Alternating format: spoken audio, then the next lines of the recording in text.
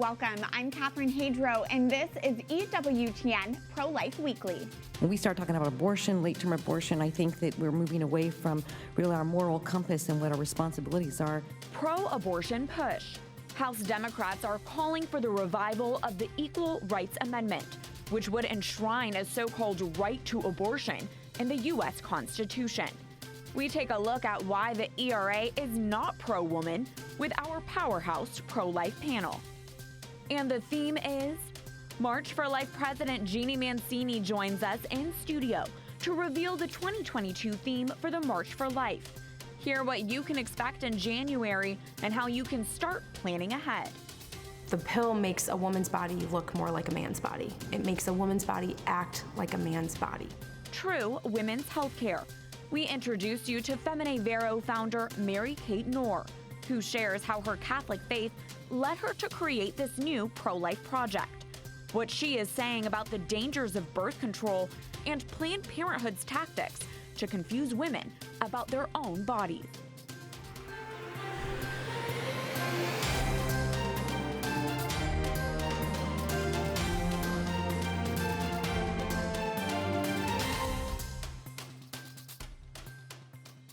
If the Constitution is silent on women's rights, other than the right to vote, we find, and it took us some time to get that right, we find ourselves fighting the same fights for equality over and over again, fighting hard just not to lose the rights we already have.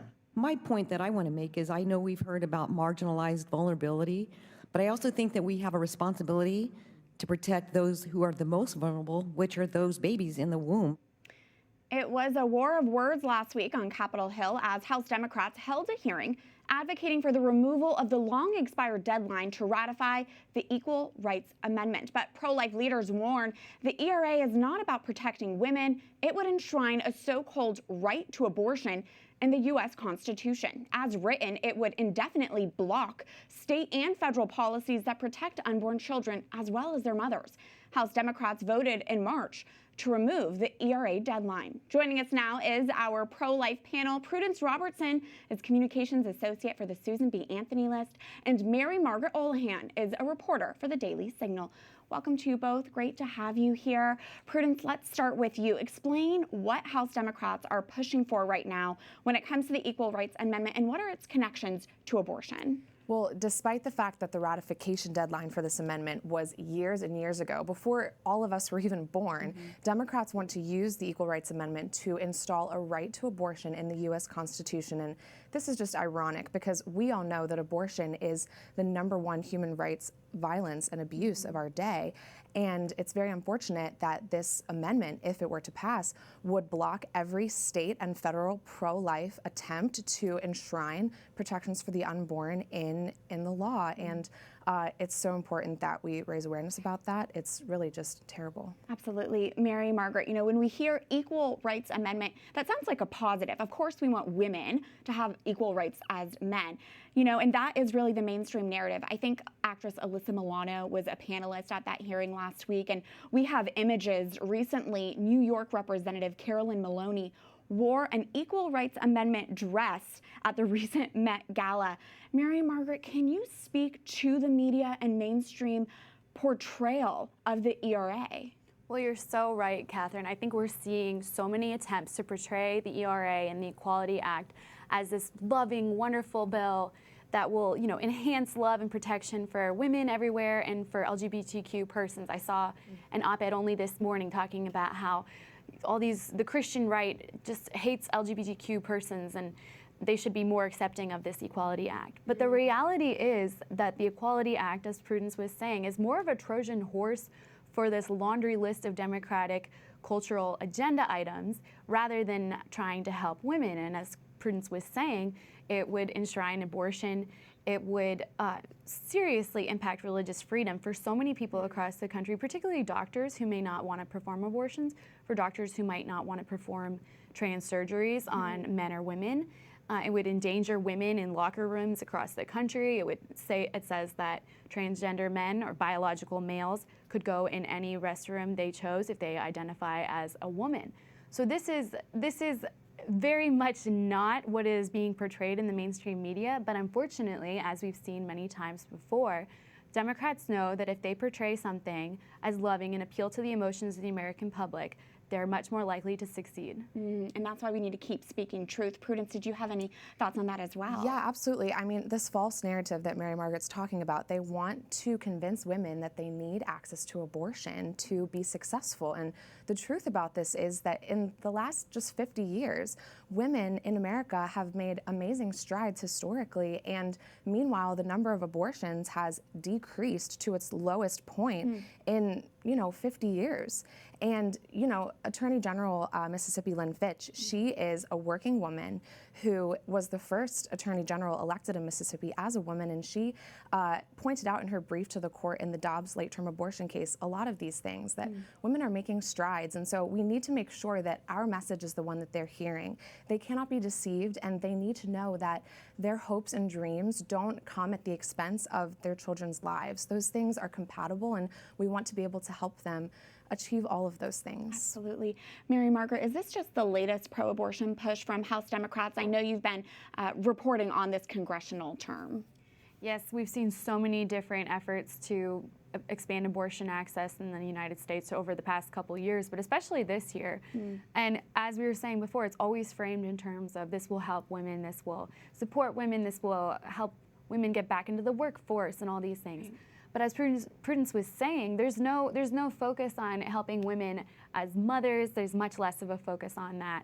And the only lingo we hear from House Democrats, specifically women, is that women need abortion, which is pretty insulting when you boil it down. It's insulting and it's a lie. Yes. Prudence, we only have about a minute left, but I want to ask you while we have you. We've been reporting throughout the pandemic on the Biden administration's push to have the FDA loosen safeguards on the abortion pill. Is that still a top concern right now? Yes, this has been a problem all the way through the pandemic and continues to be. We're tracking this closely, and we're hearing that the Biden administration at pretty much any time now could permanently remove the requirement that women receive the chemical abortion pill at an in-person doctor visit. And this is just so reckless, because that's when the woman is able to learn whether or not her pre-existing conditions would allow her to take the chemical abortion pill safely. And we know it's a lie from the beginning that the chemical abortion pill is safe.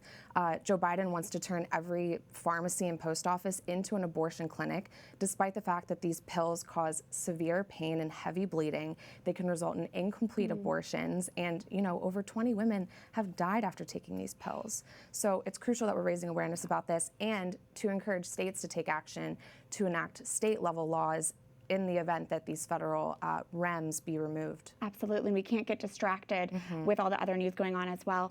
Prudence, Mary Margaret, so great to have you both. Thank you. Thanks, Catherine. Thank you. We are less than 3 months away now from the 2022 March for Life, and this week, organizers announced what the next theme will be. The March for Life has chosen Equality Begins in the Womb as our theme this year. We want to expand this debate, this rigorous debate about equality, to include unborn children who are often overlooked because they cannot speak for themselves. Here to tell us more is Jeanne Mancini herself, the president of the March for Life. Well, Jeanne, congratulations on the announcement of this theme, Equality Begins in the Womb. How did you decide on this? Well, we always do a lot of really internal sort of discerning in terms of what's happening in the culture and how whatever theme we choose can be a springboard in the particular moment. So our staff was so compelled by the fact that these questions of equality, whether it be in, racial injustice or even in COVID-19 with some of the different things there, that it was a topic that people are talking about a lot. And so we wanted to add into that the unborn child. So that's how we thought about it. And it was months and months ago, prior to the Supreme Court case Dobbs being taken up. So how, providential in the choice. Absolutely. Equality begins in the womb, but there's also discrimination in the womb. Can you speak to that? Absolutely. And that is going to be one of the different, we've got 3 or 4 different points that we're trying to cover with this theme. So one of them is just, of course, the disproportionate number of babies who receive a poor prenatal diagnosis, how they're disproportionately targeted for abortion, as well as certain populations. So we know that, sadly, African Americans make up about 30% of the abortions in the United States, whereas they make up 12% of the population. Of course, a very well-known statistic now in New York City, you're more likely to be aborted than born if you're a black baby, unborn baby. And so, yes, basically there's so much here that we can talk about. Do you hope that this theme will open the eyes of those who maybe have never marched for life, but they do believe in equality for all? Absolutely, because the starting point is really that everybody has inherent human dignity, you know, regardless of skin color, regardless of possible disability, socioeconomic status, what have you. And that's also true for unborn babies. They also have inherent human dignity from the moment of fertilization or conception. So to the extent that we can engage folks that have been really engaged in this conversation, I think that we will be successful there. Yes. The 2021 March for Life was unique in that it was virtual, and the Washington, D.C. events included that beautiful solemn procession of pro-life leaders.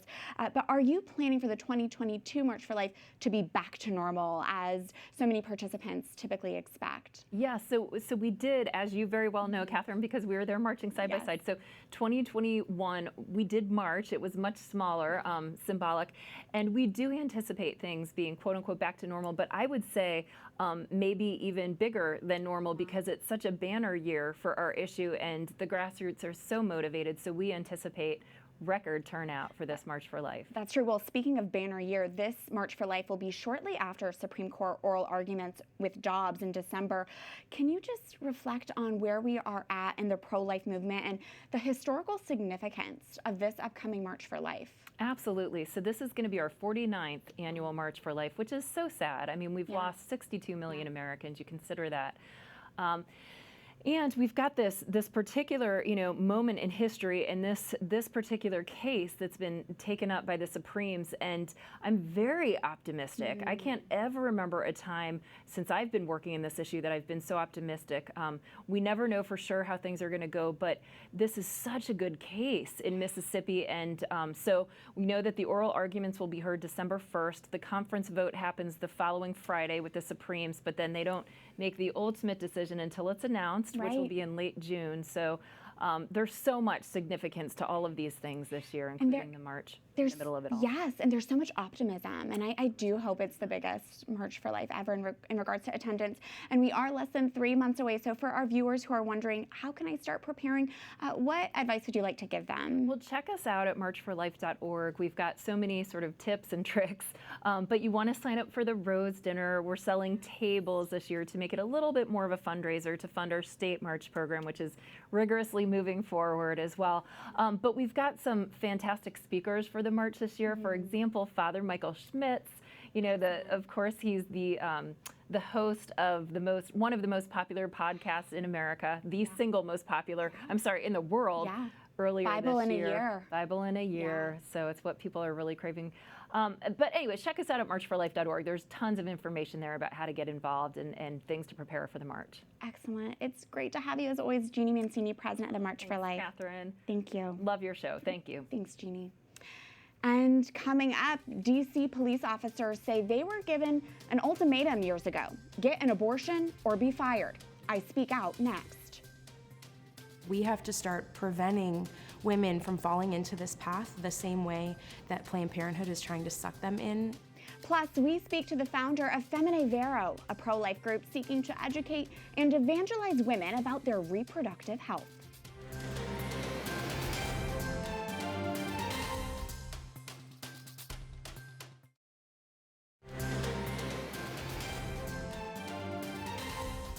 Welcome back to EWTN Pro-Life Weekly. I'm Catherine Hadro. Washington, D.C. police officers say they were told to get an abortion or lose their job. That is this week's Speak Out segment.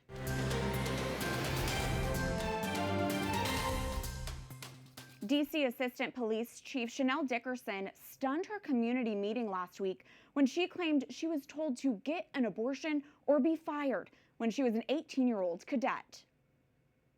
When I was 18 years old as a police cadet, I was told I had to have an abortion or be fired from the MPD cadet program. Dickerson is the highest-ranking Black woman at the police department.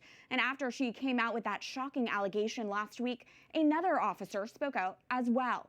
Here is what Karen Aripko, who has been a D.C. police officer for 24 years, exclusively told Fox 5 D.C. I went and told my class sergeant that I was pregnant. And she said I needed to have an abortion. And she referred me to a doctor in D.C. to get it done. It's so unfair. And now I've never been able to have a kid. Officer Karen Aripko says she wishes she quit her job and had her baby instead. She was never able to have a baby again. Now, D.C. Assistant Police Chief Chanel Dickerson is one of 10 Black women who filed a class action lawsuit against the city's Metropolitan Police Department, alleging discrimination on the basis of their race and gender. If these claims are true, that these women were forced to get an abortion or be fired from their job, this is an abomination on an enormous scale. These women who dedicated their lives to protect and serve us were not even allowed to protect their own babies. How many more women are there who have not come out to share their stories? And what other cities has this happened? We grieve and we weep and we mourn with these women and their babies that they never got to hold in their own arms. And we pray that their stories do not end in vain, but lead to more truth coming out and to more light scattering the darkness of abortion.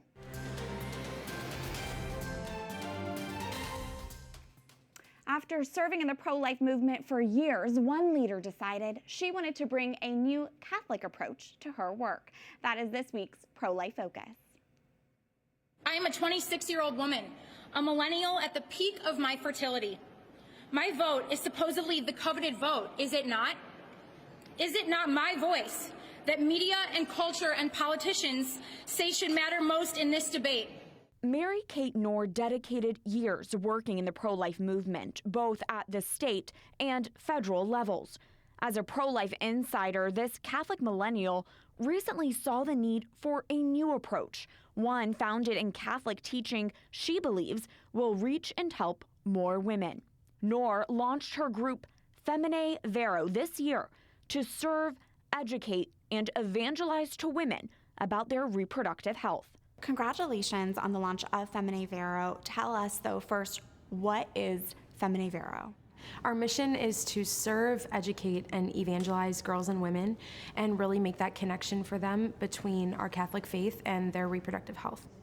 I believe that as Catholics, it is so important for us to pull apart fact from fiction in this area because women find their identity and they find the purpose that the Lord that He ordained for them in some of these realities pertinent to their reproductive health.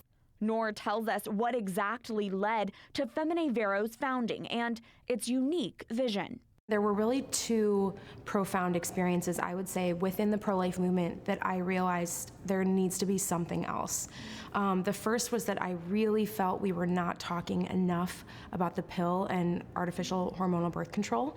Humanae Vitae, I think, that was really the beginning of the pro-life movement before abortion was ever legal, because that's where this cultural shift really began. And so I feel that the pill is where that starts. That's Planned Parenthood's lead creator. And we have to start talking about that upstream from the abortion issue. We have to start preventing women from falling into this path the same way that Planned Parenthood is trying to suck them in that way. The second experience in the pro-life movement that made Knorr rethink her approach happened while she was counter-protesting at the 2020 Women's March during Justice Amy Coney Barrett's confirmation hearings. I just had this experience one day of we were counter-protesting, and the participants in the Women's March were just pretty volatile. They were angry that we were there, and they were, we had people throwing things at us and spray painting us, and like literally taking spray paint, and I had this thought back to a book I had read that summer, which was The Soul of the Apostolate by Jean-Baptiste Chautard. He was a French monk. And I read this book, and it talks so much about the saints and how the saints evangelized and what they did. And that differentiation between prayer and confrontation. And I just had this moment truly standing in the middle of this protest that I realized this is not the way. Like, this is not the way that I'm going to evangelize all of these people who are here and are angry that I'm here.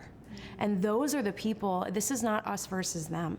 Those are the people that we should be trying to reach. It was a few months later that Knorr formed and created Feminae Vero to be what she calls a non-confrontational approach to offer a healing hand to women and to counter the birth control movement.